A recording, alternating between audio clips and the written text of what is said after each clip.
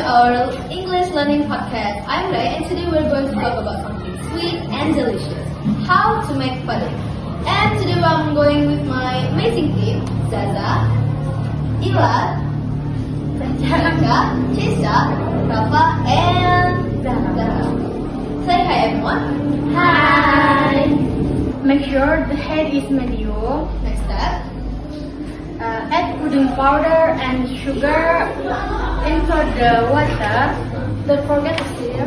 No, please. Next. Look when that it boils. Be careful, it's hot. Now. Pour the pudding into molds or cup. It's already smell good. Next step. Let it cook until it becomes firm. You can put it in the fry. Final step. Serve the pudding and enjoy.